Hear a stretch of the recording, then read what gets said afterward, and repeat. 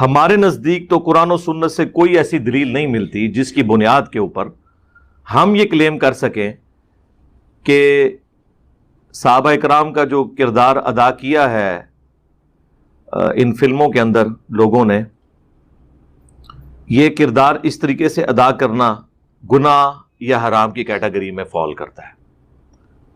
Time قیامت تک ہے، اگر کسی کے پاس کوئی دلیل ہے تو وہ لکھ کے ہمیں جمع کروا دے۔ ایون نبی علیہ السلام کے بارے میں بھی جو ہم سینسٹیو ہیں کہ آپ کی تصویر نہیں ہونی چاہیے اور آپ علیہ السلام کا کوئی مووی میں کریکٹر اس طریقے سے ادا نہ کرے، اس کے پیچھے ایک خاص ریزن ہے۔ ایک تو یہ کہ نبی علیہ السلام کی طرح کی شکل مبارک اس کائنات میں کسی کی نہیں ہے، اللہ تعالیٰ نے آپ کو ایک یونیکنس دی ہے۔ مرزا نے پہلے تو اپنے شاگردوں کا یہ ذہن بنایا کہ صحابہ رضی اللہ تعالیٰ عنہم پر فلمیں بنانا اور بنی ہوئی فلمیں دیکھنا بالکل درست ہے، اس میں کسی قسم کا کوئی مسئلہ نہیں ہے، نعوذ باللہ۔ البتہ ساتھ یہ کہا کہ نبی کریم صلی اللہ علیہ وآلہ وسلم کا کردار ادا کرنا کسی فلم کے اندر یہ ٹھیک نہیں ہے، کیونکہ حضور علیہ الصلوۃ والسلام کو اللہ تعالیٰ نے یہ خصوصیت دی ہے کہ آپ کی شکل مبارک جیسی کسی کی شکل نہیں ہے۔ چونکہ مرزے کا طریقہ واردات یہ ہے کہ اسلامی شاعر پر آہستہ آہستہ یہ واردات کرتا ہے، اس لیے جب مرزے نے دیکھا کہ میرے شاگرد اس بات کو ہضم کر چکے ہیں کہ صحابہ پر بنی ہوئی فلمیں دیکھنا اور صحابہ پر فلمیں بنانا اور صحابہ کا کردار ادا کرنا یہ بالکل درست ہے، تو پھر اس نے اگلا قدم اٹھایا اور اس نے آقا علیہ الصلوۃ والسلام پر بنی ہوئی فلم دیکھنے کی ترغیب دی، نعوذ باللہ، اور کہا کہ یہ ضرور دیکھو، لا حول ولا قوت الا باللہ۔ حالانکہ 1 سال پہلے یہ اس کو غلط کہہ چکا تھا اور یہ وجہ بتائی تھی کہ نبی پاک صلی اللہ علیہ وآلہ وسلم کی شکل مبارک جیسی کسی کی شکل نہیں ہے، یہ حضور علیہ الصلوۃ والسلام کی خصوصیت ہے، اس لیے آقا علیہ الصلوۃ والسلام کا کسی فلم کے اندر کردار ادا کرنا یہ بالکل درست نہیں ہے۔ لیکن یہی مرزا کچھ عرصے کے بعد آقا دو عالم صلی اللہ علیہ وآلہ وسلم پر بنی ہوئی فلم کی بھی ترغیب دینے لگ گیا، نعوذ باللہ۔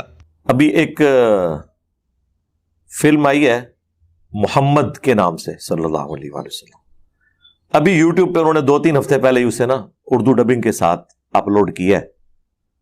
ایران والوں نے وہ فلم بنائی تھی اور وہ انگلش میں بھی آ چکی بھی ہے اور اردو زبان میں چند ایک کلپس پہلے آئے تھے، اب پوری آ گئی ہے۔ ویسے وہ آپ لوگ فلم ضرور دیکھیں کیونکہ ابھی تازہ اپلوڈ ہوئی ہے، تو وہ یوٹیوب کی سجیشن میں آ رہی تھی۔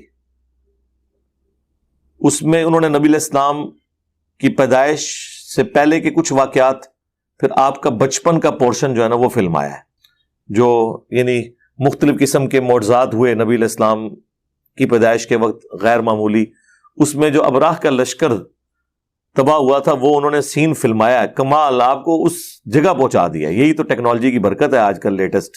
جی ابھی ہم آپ کو بتائیں گے کہ اس کی کتنی برکت ہے۔ بڑے صحیح طریقے سے انہوں نے ان تمام واقعات کو فلمایا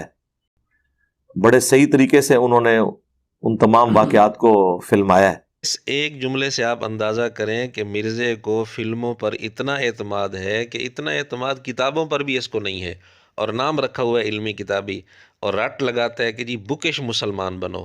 یہ اس کی حالت ہے۔ ابھی آپ کے سامنے تفصیل آ جائے گی کہ کیا واقعی اس فلم کے اندر صحیح طریقے سے واقعات فلمائے گئے ہیں یا نہیں۔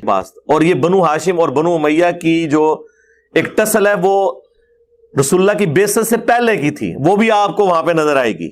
اچھا، بنو امیہ اور بنو ہاشم کی ٹسل بعثت سے پہلے کی تھی، اور اس کے لیے ثبوت کیا ہے؟ ایرانی رافضیوں کی بنی ہوئی فلم، نعوذ باللہ۔ اب اسی فلم کو دیکھ کر مرزے نے جو اس پر دلائل دیے ہیں وہ ایسے ہیں جن کا کتابی دنیا میں کوئی وجود نہیں ملتا، لیکن بکش کی رٹ لگانے والا اور علمی کتابی کا نعرہ لگانے والا اس کو فلموں پر اتنا اعتماد ہے کہ کتابوں میں دیکھنے کی ضرورت ہی محسوس نہیں کرتا۔ یہ جو ابو لہب کی بیوی تھی ام جمیل، بہت خوبصورت تھی، مشہور تھا، اس لیے اس کا نام ہی پڑ گیا ہوا تھا۔ یہ رسول اللہ کے والد عبداللہ کے ساتھ شادی کرنا چاہتی تھی۔ کیا کسی مستند کتاب سے یہ بات مرزا ثابت کر سکتا ہے؟ نہیں، اس کے لیے فلم کا حوالہ کافی ہے۔ لیکن اللہ کو تو کچھ اور ہی منظور تھا، اس لیے جب نبی علیہ السلام پیدا ہوئے، یہ خود تھی اس وقت بانجھ، تو یہ رسول اللہ سے بچپن سے ہی حسد کرتی تھی، ایک ان کے والد کی وجہ سے، پلس رسول اللہ کی والدہ سیدہ آمنہ سلام اللہ علیہا، ان کے ساتھ بھی بغض رکھتی تھی. اور بغض کا یہ عالم تھا کہ اس کی ایک لونڈی تھی سوائبہ، وہ عبد المطلب نے ہائر کی دودھ پلانے کے لیے، وہاں پہ رواج تھا، اس نے وہ اپنی لونڈی واپس بلوا لی کہ نہیں محمد کو تو میں نہیں دودھ پلانے دوں گی. حالانکہ وہ لوگ اتنے مہمان نواز تھے، باہر لوگوں کا بھی وہ احترام کرتے تھے، لیکن یہاں پہ ان کے اندر ایسی نفرت تھی. اور پھر اللہ تبارک و تعالیٰ نے یہ قسمت سیدہ حلیمہ سعدیہ کے حصے میں رکھی ہوئی تھی، اور وہ سین بھی انہوں نے فلمایا ہے. اعلان نبوت کے بعد ابو لہب اور اس کی بیوی ام جمیل یہ دونوں نبی پاک صلی اللہ علیہ وآلہ وسلم کے بہت سخت دشمن تھے، بدبخت بن گئے. اور سورت لہب انہی دونوں کے بارے میں اللہ رب العزت نے نازل فرمائی. لیکن مرزے نے جو یہاں باتیں کی ہیں، ان کا کتابی دنیا میں کوئی وجود نہیں ملتا. سراسر فلم دیکھ کر مرزے نے یہ باتیں کی ہیں. مرزے نے کہا کہ ام جمیل حضور علیہ الصلوۃ والسلام کے والد محترم عبداللہ سے شادی کرنا چاہتی تھی، کتابی دنیا میں اس کا کوئی وجود نہیں ملتا. اور مرزے نے کہا کہ ام جمیل کی باندی تھی، لونڈی تھی سویبہ، عبد المطلب اس کو لے آئے نبی پاک صلی اللہ علیہ وآلہ وسلم کو دودھ پلانے کے لیے، تو ام جمیل نے اس کو واپس بلوا لیا. اس بات کا بھی کتابی دنیا میں کہیں وجود نہیں ملتا کہ ام جمیل نے اس کو واپس بلوایا ہو. فلم کے اندر تو شاید یہ سین فلمایا ہوگا، لیکن کتابی دنیا میں اس کا وجود نہیں ملتا. اور سویبہ ام جمیل کی باندی نہیں تھی بلکہ ابو لہب کی باندی تھی، جیسا کہ صحیح بخاری حدیث نمبر 5101 کے تحت آپ دیکھ سکتے ہیں. جی وہی بخاری جو مرزے کے سامنے ٹیبل پر رکھی ہوئی ہے، فلم نہیں، بخاری. اور کتابی دنیا سے ہمیں یہ بات بھی نہیں ملی کہ آقا علیہ الصلوۃ والسلام کی ولادت کے وقت ابو لہب کی شادی ہو چکی ہو. ویسے بھی ویکیپیڈیا جو مرزے کے نزدیک مستند ترین ذریعہ ہے معلومات کا، اس کے مطابق ابو لہب کی پیدائش 549 عیسوی میں ہے، یعنی آقا علیہ الصلوۃ والسلام کی ولادت مبارکہ کے وقت اس کی عمر 21-22 سال تھی. تو چونکہ دعویٰ مرزے کا ہے، اس لیے دلیل بھی مرزے کے ذمہ ہے کتابی دنیا سے ثابت کرے کہ آقا علیہ الصلوۃ والسلام کی ولادت کے وقت ابو لہب کی ام جمیل سے شادی ہو چکی تھی. اور مرزے نے یہ جو بات کی کہ ام جمیل بانجھ تھی، یعنی اس کی اولاد کوئی نہیں تھی، اس کا بھی فلم کے اندر کوئی سین ہو تو ہو، ورنہ کتابی دنیا سے اس کے برعکس بات ملتی ہے. ام جمیل کے بیٹے بھی تھے، بیٹیاں بھی تھیں، اور کئی بیٹے اس کے صحابی ہیں، کئی بیٹیاں صحابیات میں شامل ہیں.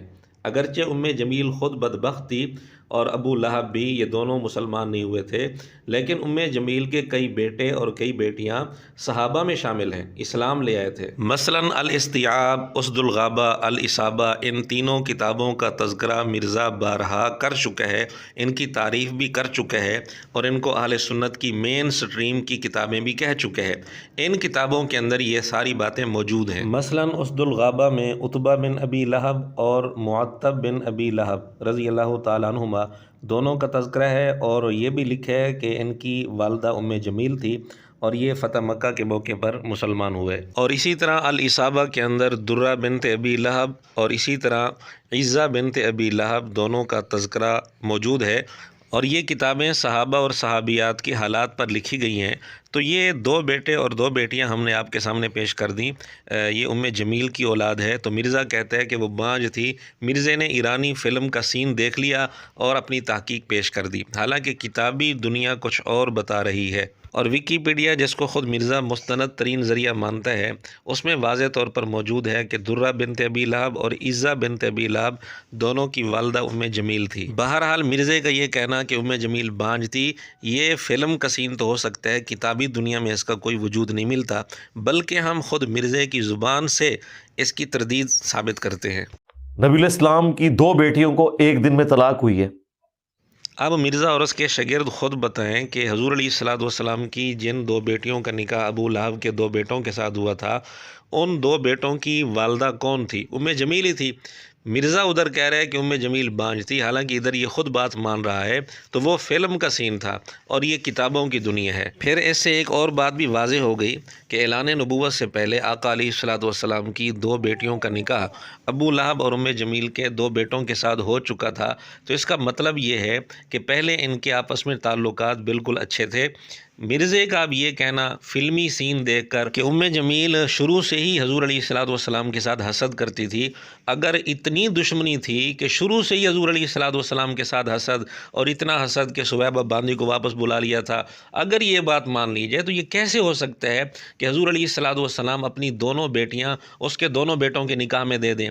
تو اعلان نبوت سے پہلے تعلقات صحیح تھے، البتہ اعلان نبوت کے بعد یہ دونوں خاوند بیوی بدبخت بن گئے اور آپ علیہ الصلوۃ والسلام کے دشمن بن گئے۔ فلم کے سین کچھ اور بتا رہے ہیں، کتابی دنیا کچھ اور کہہ رہی ہے، لیکن مرزے نے ایرانی رافضیوں کی بنی ہوئی فلموں پر اعتماد کر کے کتابی دنیا کو بالکل پس پش ڈالتے ہوئے یہ سارا کچھ بیان کر دیا اور پورے اعتماد کے ساتھ بیان کیا۔ یہ وہ بندہ ہے جو بکش کی رٹ لگاتا ہوا تھکتا نہیں ہے، اور حالت یہ ہے کہ فلمی سین دیکھ کر پورے اعتماد کے ساتھ ان کو بیان کر دیتا ہے، کتابی دنیا سے اس کو دیکھنے کی توفیق ہی نہیں ہوتی۔ یہ جو فلم ہے محمد، یہ آپ اس کو ضرور اردو ڈبنگ کے ساتھ آ چکی ہے، اس کو دیکھیں۔ لا حول ولا قوت الا باللہ، نعوذ باللہ نعوذ باللہ۔ کیا یہ آقا علیہ الصلوۃ والسلام کی بے ادبی نہیں، اس طرح کی فلم بنانا اور اس کو دیکھنا؟ اور اس زمانے میں انہوں نے واقعی پہنچایا۔ جی اس زمانے میں کیسے پہنچایا، اس کی حقیقت ہم نے آپ کے سامنے واضح کر دی، اور مرزا کہہ رہا تھا کہ صحیح طریقے سے واقعات انہوں نے فلمائے ہیں۔ نعوذ باللہ نعوذ باللہ، حالانکہ سراسر جھوٹ ہی جھوٹ بولے گئے ہیں اس میں، لیکن مرزے کو اتنا کتابوں پر اعتماد نہیں جتنا اپنے ابوں کی بنائی ہوئی فلموں پر اعتماد ہے۔